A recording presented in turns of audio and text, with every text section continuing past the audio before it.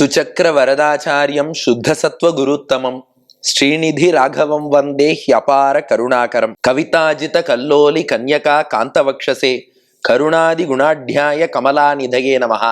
ஸ்ரீ சங்கரா தொலைக்காட்சி நேயர்களுக்கு நமஸ்காரம். புன்னகை ராமாயணம் கிஷ்கிந்தா ஸ்பந்தத்தின் 15வது ஸ்லோகத்தை இன்றைய தினம் நாம் காண உள்ளோம். இப்ப என்ன காட்சினா, ராமன் தன்னுடைய கணையாழிய ஹனுமான் கையில கொடுத்துட்டான். நீ சீதையை சந்திக்கும் போது என் அடையாளமாக நீ காட்டுன்னு. இப்ப அதை வாங்கிண்டு ஹனுமான் என்ன பண்ணார், அதை பார்த்து ராமன் எப்படி புன்னகை செய்தான், அந்த வர்ணனை தான் 15வது ஸ்லோகம். ஆதாயாங்குலி பூஷணம் ச ஹனுமான் கிருத்வா சிரோபூஷணம் பத்வா சேல முகே பவந்தம் அபிதம் நத்வா முகு சாதரம் சாகம் ஸ்வைரகமத்திஷம் நிஜபிதுஹு சௌமியஸ்ய லீலாபதம் தத்ருட்வா வதனே ததா யதபவத் மந்தஸ்மிதம் தேத்யதது. இப்போ ஹனுமான் என்ன பண்றாரா, ராமா உங்ககிட்டேந்து வாங்கிக்கிறார், ஆதாய பெற்றுக்கொண்டார். எதை? அங்குலி பூஷணம். அங்குலினா விரல். ராமா உன் விரலுக்கு அணிகலனாக இருக்கக்கூடிய அந்த மோதிரத்தை ஆதாய வாங்கி கொண்டார். ச ஹனுமான் கிருத்வா சிரோபூஷணம். இதுவரை உன் விரலுக்கு அணிகலனாக இருந்த அந்த மோதிரத்தை சிரோபூஷணம் தன் தலைக்கு அணிகலனாக ஹனுமான் ஆக்கிட்டார்னார். அப்படின்னா என்ன அர்த்தம்னா, அதை உச்சி மேல் வைத்து உகந்தாரா ஹனுமான். ஏன்னா ராமன் அவன் கையால கணையாழிய நம்ம கையில கொடுத்து வச்சுக்கோன்னு சொல்றான்னா எவ்வளவு பெரிய பாக்கியம். அதனால அதை முதல்ல வாங்கினார். வாங்கி அங்குலி பூஷணத்தை சிரோபூஷணம்னு தலைக்கு அணிகலனாக தலைக்கு மேல் வைத்து கொண்டார். அதன் பின் பத்வா சேலமுகே தன்னுடைய வஸ்திரத்தின் நுனியில அதை முடிந்து கொண்டாராம். ஏன்னா அதை தலைமையிலேயே வச்சுன்னு பறந்து போக முடியாது இல்லையா, அதனால வஸ்திரத்தின் நுனியிலே அதை முடிந்து கொண்டார். அதன் பின் பவந்தம் அபிதம் நத்வா முகு சாதரம். மீண்டும் ஆசையோடு ராமா உன்னை வணங்கினார். முன்பே உன்னை ஒரு தடவை வணங்கிட்டார், இப்ப திரும்ப மோதிரத்தை வாங்கிட்டு மறுபடியும் ராமனை வணங்கினாராம். என்ன ஆனந்தம்! பெருமாளுடைய மோதிரம் அவருடைய பிரசாதமா நம்ம கையில கொடுத்து இதை கொண்டு போய் அடையாளமா சீதையிட்ட காட்ட சொல்லியிருக்காரு. இது எவ்வளவு பெரிய பாக்கியம் என்று அந்த கணையாழியை பெற்ற மகிழ்ச்சியிலே ஆதரத்தோடு ராமா ஹனுமான் உன்னை வணங்கினார். வணங்கிவிட்டு சாகம் ஸ்வைரகமத் திஷம் நிஜபிதுஹு சௌமியஸ்ய லீலாபதம். இப்ப அவர் எந்த திசை நோக்கி போனாரா, இந்த கவிநயம் பாருங்க. சுக்ரீவன் என்ன சொன்னா, என்னுடைய சகோதரனுடைய திசை நோக்கி போங்கன்னா. அது முன்னாடி ஒரு 2 ஸ்லோகம் முன்னாடி நாம பார்த்தோம். என்னன்னா, மத் பிராத்துஹு தர்ம திருட்டேகே, என்னுடைய சகோதரன் யமன். ஏன்னா 2 பேரும் சூரியனுடைய பிள்ளைகள். அதனால ஒரு வகையில யமனும் சுக்ரீவனுக்கு சகோதரன். அவனுடைய திசைக்கு போங்கன்னா, அது சுக்ரீவன் அவனுடைய நாலேஜுக்கு சொல்லிட்டான். ஆனா என்னைக்குமே அறச்சொல் அமங்கலமா நாம சொல்லக்கூடாது. ஏன்னா யமன் திசைன்னு அவன் தெற்கத்தான் சொல்றான்னாலும் யமன் திசையை நோக்கி போன்னு சொல்லலாமா? அதனாலதான் ஹனுமான் என்ன பண்றார், இவர் சொல்லின் செல்வர் கெட்டிக்காரர்.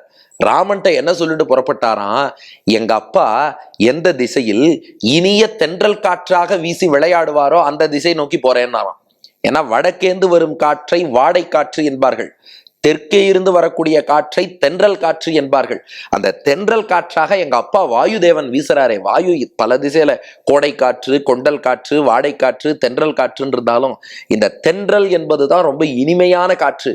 அதனால ஹனுமான் என்ன சொல்லிட்டு போறானா, சாக்கம் ஸ்வைர் அகமதிஷம் நிஜ பிதுகு சௌமியஸ்ய லீலாபதம். எங்க அப்பா சௌமியமா இனிமையா வீசக்கூடிய இடம் எதுனா தென் திசை. எங்க அப்பா இனிமையாக விளையாடும் இடம் நோக்கி போறேன்ட்டாராம். வாயுதேவன் இனிமையாக எந்த திசையில் விளையாடுவானோ அந்த திசை நோக்கி போறேன். அப்ப சுக்ரீவன் என் சகோதரன் யமனுக்குன்னு எந்த திசை இருக்கோ அந்த திசை நோக்கி போனான். ஹனுமான் எங்க அப்பாவான வாயுதேவன் எங்கே இனிய தென்றலாக உலா வருவாரோ அந்த திசை நோக்கி போகிறேன்னு தெற்கு நோக்கி புறப்பட, தத்ருட்வா வதனே ராமா, அப்போது தத்ருட்வா அதை பார்த்ததாலே, வதனே உன் திருமுகத்திலே, ததாயதபவத் மந்தஸ்மிதம் தேத்யதது அப்போது ஒரு புன்னகை தோன்றியதே, அதே புன்னகை தான் ராமா இப்போதும் வடுவூரிலே உன் முகத்திலே விளங்குகிறது என்பது ஸ்லோகத்தின் கருத்து. அப்போ இந்த ஸ்லோகத்தின் திரண்ட கருத்து என்னன்னா, ஹனுமான் ராமனுடைய முத்திரை மோதிரத்தை வாங்கிட்டார், தலைக்கு மேல் வைத்து கொண்டார், தன்னுடைய வஸ்திரத்திலே முடிந்து கொண்டார். அதன் பின் நேர தென்திசை நோக்கி, தன்னுடைய தந்தை தென்றல் காற்றாக வீசும் தென்திசை நோக்கி புறப்பட்டார். அதை பார்த்து ராமன் புன்னகை செய்தான். இங்கே புன்னகைக்கு காரணம் என்னன்னா, ஹனுமானுடைய பணிவை பார்க்கறான். எவ்வளவு பணிவு! ஒரு மோதிரத்தை வாங்கிக்கும் போது கூட குனிஞ்சு வாங்கிக்கிறார், தலைக்கு மேல் வச்சுக்கிறார், இடுப்புல வஸ்திரத்துல முடிஞ்சிட்டதுக்கு அப்புறம் விழுந்து சேவிக்கிறார். இப்படி ஒருத்தனுக்கு பணிவு இருக்குன்னா பணிவு இருப்பவன் வாழ்க்கையில என்னைக்கும் உயர்ந்துருவான், வெற்றி காண்பான். அதனால ஹனுமான் வெல்லப் போகிறான் என்று தன்னுடைய கட்டாட்சத்தாலேயே அவனுக்கு ஆசீர்வாதம் பண்றானா ராமபிரான்.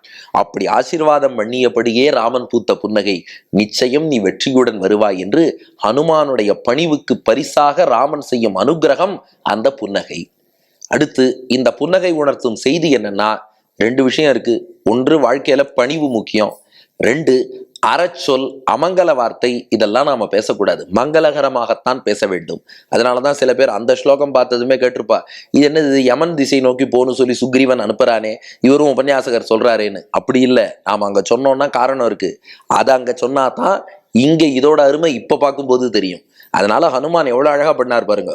நீ என் சகோதரன் திசையை நோக்கி போன்னு அவன் சொல்லிட்டான், ஹனுமான் அழகா எங்க அப்பா தென்றலாக வீசும் திசையை நோக்கி போறேன்னு அவர் சொல்றார். அப்ப என்னைக்குமே இனிய வார்த்தைகளைத்தான் பேச வேண்டும். இனிய உளவாக இன்னாத கூறல் கனியிருப்ப காய்கவர்ந்தற்று. இதுவும் புன்னகை உணர்த்தக்கூடிய செய்தி. இனி 3வதாக, இதை ரசிப்போருக்கு என்ன பலன்னா, அவளுக்கு எடுத்த காரியத்துல வெற்றி வரும். ஹனுமான் எப்படி காரிய சித்தி என்பதை சாதிக்கிறாரோ அதுபோல அவர்களுடைய பயணங்கள் என்ன பயணம் மேற்கொண்டாலும் அது வெற்றியோடு பூர்த்தி அடையும்.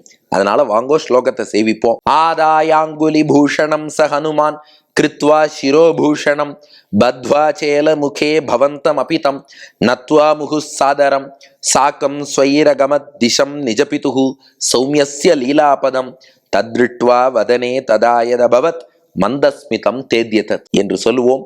எடுத்த எல்லா காரியங்களிலும் பயணங்களிலும் அவசியம் சீதாராமர்கள் அனுகிரகத்தாலே நமக்கு வெற்றி கிடைக்கும். நன்றி, வணக்கம்.